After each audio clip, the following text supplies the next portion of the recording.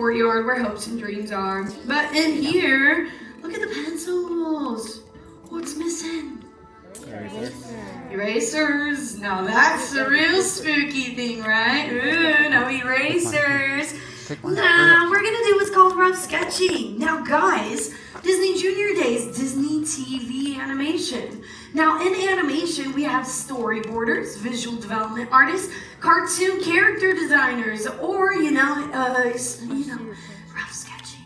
And that's what we're doing right now.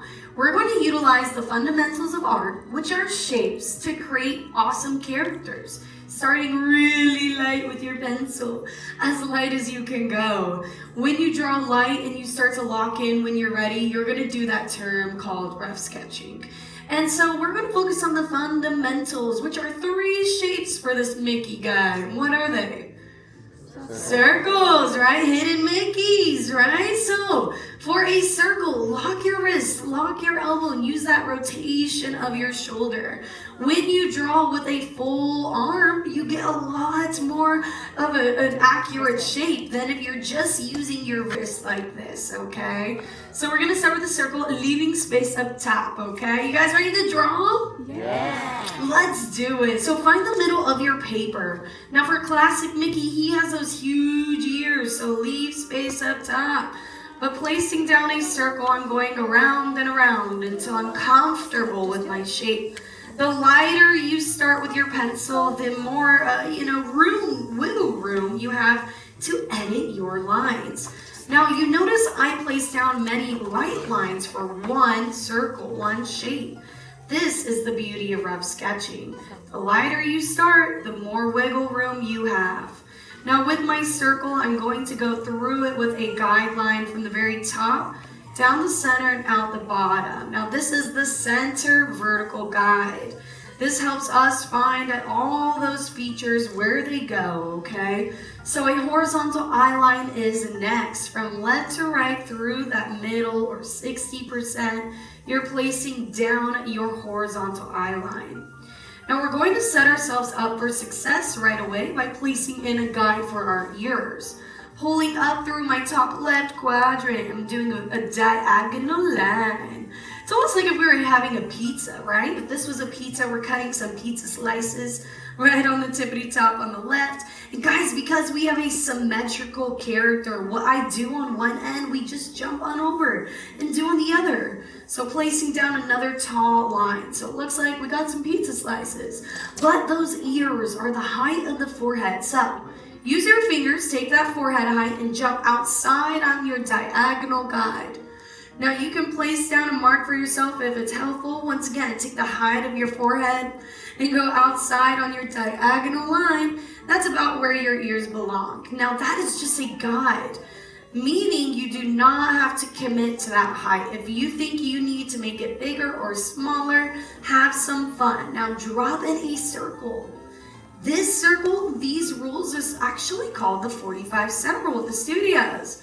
When animating Mr. Mickey Mouse and Minnie Mouse, to know how wide those ears are. If our face was a quarter, 25 cents, those ears would be dimes, 10 cents, hence 25, 35, 45, 45 cent rule. Now when we look at our space here, if you're like, Emily Diva, I'm tired of drawing, you just made a hidden Mickey, wow. But we need a put in feature, so we're gonna anchor in the nose. The nose is going to be an oval underneath your horizontal guide, right in the center. Now his nose is quite plump. I like to think of a very juicy grape sitting right underneath, creating our start of our snow. Now with this oval, this is the first feature I'm going to utilize locking in. So it's time to learn about it. We're gonna push down with a little bit of pressure on our hand. Go back and forth around your favorite line. Now we made tons of rough and sketchy lines. Go on in them, go through them, find your favorite. Now when you lock down, when you make this nice and bold, you're actually playing like Jedi mind tricks right now. You will not pay attention to the rough and sketchy lines, only the dark bold ones, you know. So have some fun, guys. This is where you as an artist get to make your own decisions. What lines do you want to keep? What lines do you want to lock in? Now guys, Mickey Mouse is turning 97 this November. We're gonna kick it old school and jump inside our nose and shade it down, making a black and white tone drawing. Now, animation was originally always black and white, black ink on paper. So we're gonna go ahead and give that a little nod to Mr. Mickey. Shade in your nose here. Now, right now we only have the very button of Mickey's nose. We actually need to draw the snout. So to do that, since we have a forefront perspective, we're drawing a snout line. A rainbow right above my nose, mirroring that same exact arch, pulling that rainbow down and around right on the tippity top. This is actually giving us perspective. Now, perspective of what? You know when you meet Mickey or Minnie in the park and their nose comes out like a U and it's towards you? Well, this is called foreshortening, having a rainbow right above your nose. Now, our smile is super big for Mickey. It starts with a U in between the oval for your button nose and the silhouette of the circle for your and the circles for your silhouette. Now, guys, this U is pretty big, nice and tall. You want to bring it up and around on the outer sides. But if we let Mr. Mickey with this type of U for his smile, he really wouldn't look that happy. Though he has a big U for a smile, happiness comes through a pushed expression through 2D animation. Now, for a pushed expression for our Mickey, we're going to give him what's called a laughing smile. A laughing smile means his cheeks are going to go up and out and his bottom lip is going to open up so we can see an open laugh. Now, for our top cheeks here, we're going to utilize some flattened out rainbows right on the top of our U. I'm going with my rainbows on the top corner of the left side, pushing up and out Mickey's cheek, and a top rainbow on my right side, up and out Mickey's cheek. So he's starting to see that expression, starting to see him look happier. But to follow through with that laughing look, we're going to pull down another U, but allow this one to be a bit more steep. And plus, the width is the same width as your nose, about the same width. So go to how wide you made your nose, how wide that oval is, and that's how wide your U will be. Bring that U down and outside of your circle, showing that his expression is being a push. Now, if you wanted Mickey to be yelling like yoo-hoo, you know, or a hot dog, you would push his lip further down, okay? That'd make him look like he's yelling. Now, y'all, inside of a laughing smile from Mickey, what do we see? A tongue indeed. Now, in the wonderful world of Mickey Mouse shorts, which are the most recent animations, starting in 2013, we actually see Mickey with teeth. But in the 1928 version, we're kind of drawing the 1930 version, actually. He only has a tongue. Holding through a rainbow on the outer left corner into my center, I'm going to mirror that same rainbow on the right side, but now from the center to the right side of my mouth. Pulling through 2 rainbows, creating a rolling hill. And inside, I'm dropping down another shadow just to push my tone, shading in the negative space. To show that Mickey has a bottom lip, you're mirroring the same exact U curve you just did for that bottom part of your mouth. Underneath here, showing that he is indeed not a flat Stanley. He does have a chin, okay? Push that U outside of the circle and right back on in, creating some layering. Ooh. When you are drawing right now, you are showing some layering effect. Showing that a lip being pushed outside still lives within the same plane of his head. So to do that, make sure you pull up your U inside that original circle, though it's being pushed down and out.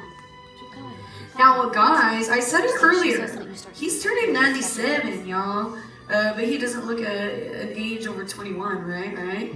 He uses his retinol and his sunscreen. Very good, Mickey. We need to give him chubby cheeks. That is actually his secret to his youth.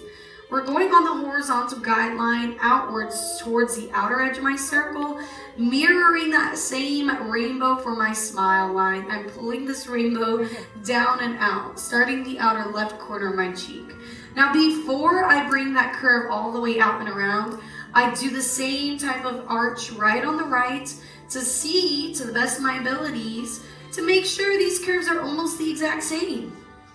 Now, when you have your cheeks being pushed out and around, you want them nice and chubby. This is literally the key to making him stay so youthful. You're going to pull on the left side, watch here, what's now called a candy cane curve. Going outside of your circle because your cheek is nice and fluffy. You bring that rainbow outside and pull it all the way back down towards your bottom lip there. And once you get to that bottom lip, you latch it on and lock it down. Now guys, I love to say Mickey's been through the eras he's giving Taylor Swift because we've seen him drawn so many different ways. Now in 1928, we first saw Mickey appear in what type of cartoon short that had sound? Do you guys know? Steamboat Willie. And Steamboat Willie altered the way the animation industry ran. And that sounds like melodramatic, but it is not. Guys, synchronized sound really changed the way entertainment was produced. Being able to have music match the beat and the tone of everything inside of a cartoon really made an audience appreciate what they were seeing.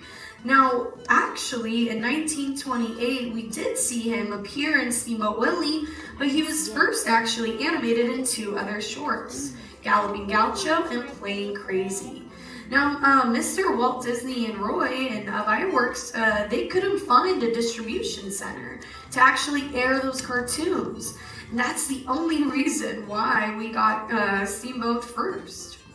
Now we have those cheeks, we need to wake him up. Some things that we see with Mickey, sometimes he has fully blacked out ovals. Sometimes he has what's called pie eyes, like there's a little cut inside them, right? Like Pac-Man, or he has pupils. Now we get to draw tall ovals to begin with, so you can choose what design you want later. Let's start with tall ovals going halfway up your forehead here from your snout line. Now you're going to watch as the bottom of my oval is cut off by the very bottom of the snout, like a surfboard cut into a sand dune. Now those eyes are nice and tall, but a key to locking in such a big shape. Watch on my left eyeball here. I'm starting with the parenthesis. By locking in the parenthesis of my oval shape, going up and out from my snout line. When I do that, I can clearly see how wide I just made my left eyeball. Now when I jump to my right eye, I'm going to try my best, my very, very best, to lock in the same exact eye shape. Now, the reason why we saw Mickey with fully blacked out eyes, because in the beginning, guys, like I was saying, ink on paper, it's hard to animate with. But these animators, these artists were so incredibly talented. They figured out a way to make the eyes always stand out. By creating black eyes on fur, they created what's called the character mask. A character mask allowed the eyes to be always visible, always clearly able to be seen by any age audience member or any language audience member. Now these eyes, you can decide to put pupils in them right now. You can color them black all the way. You could do a pie eye if you like. I'm doing the pupils staring out at all of you towards that bottom inner corner on both my eyes, the bottom left and the bottom right. Now when I draw in my oval, I'm making sure I fully draw all the way through, so Mick is looking out at you, not down at his whittle tongue, or his whittle nose I should say, hee hee. Now when you draw that oval, if you accidentally cut off that bottom corner, he will look a little cross-eyed, so have some fun and have some silliness with it. Now that character mask I was yapping about, I'm going to emphasize my forehead so you can see it better up there on the screen. But where the top of your forehead is and where your center guideline is, right in that little cross area, that is where you're pulling down a small curvy rainbow up the outer edge of the left and the right side to create a pointy V. Now when you have your pointy V or a widow's peak, you're pulling through a rainbow on the left, wrapping up to the silhouette, around the eye, and all the way back down to your top of your cheek. Now guys, this character mask is something that was really utilized in what's called the rubber hose animation era. Rubber hose animation really allowed these animators to kind of play with what's called like squash and stretch, or different types of proportions with characters. And really, that's where we get Mr. Steamboat Willie being so wonky and fun. Now with Mickey, we kept this idea of a character mask because not only is it so iconic, but it helps his eyes to be visible anywhere where he's looking. Now if we look at other characters from this time period that are not necessarily Disney, If we look at Felix the cat, he has a character mask. If we look at Miss Iconic Betty Boop, yeah, that diva has a character mask, and it's her hair. That black hair that wraps around her cheeks and around her eyes. Character masks were very much a utility, not done by design. Now around my circle, I'm pulling through the outer lines that I sketched earlier that touch my outer cheeks, going all the way back down, showing that my cheeks still get pushed up and out on the outer corners. But ears are where we also get to have some expression with this character here. Now, we see these characters, Mickey and Minnie, both have a lot of accessories, right? Sometimes they have hats. Miss Minnie Mouse, that diva loves her bows. Now, when we draw them with an accessory, no matter if it's a steamboat hat or a sorcerer's hat, or, you know, maybe he's borrowing Donald's sailor hat, there is a rule to animating them. You must place them in the foreground of the ears. So if you, as an artist, wanted to add an accessory, you would make sure you draw it in front of the ears, so we as an audience could see it nice and clear. But since I'm just doing a classic Mick, I'm going now to my ears and starting to lock these in. Now, the one really big key that I want to give you guys with your ears, make sure as you lock them down to your silhouette, you show that these ears are a part of Mickey, that they merge into the outer sides, and that they don't just float on top of his head. They are hidden. This is a part of his, almost like our hair. When we know that Mickey has these ears, like Minnie does, we want to know what accessory sits in the foreground. We already know those ears exist, okay? So go ahead and lock those in. Now you can also color in your ears too to make it that nice and dark tone, because they are a darker color, right? But that means if you shade in your ears, you absolutely must shade in your character mask. That's also another rule. Because the character mask and the ears live in one plane and they live on the same grounds, they always stay the same exact tone. Now y'all, anything else you want to add on to your design here of, you know, Mickey, it's going to be extra credit. The final marking every illustrator needs is what's called a signature. So go ahead and find a place nice, big, and proud and sign your name. Because you, my friends, have just made your own M-I-C-K-E-Y-M-O-U-S-E Mickey Mouse, Donald Duck. And with that, I have one very important question. Did we have a good old time?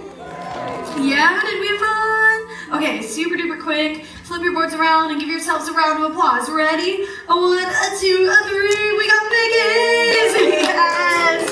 You guys have just graduated from the Animation Academy. I love it. Guys, take your drawings off the board, take them home with you. Enjoy your day here with our Disney Junior. I'm going to leave you with Thomas Bow, and class is dismissed. Let's have a big round of applause for Emily, your awesome artist.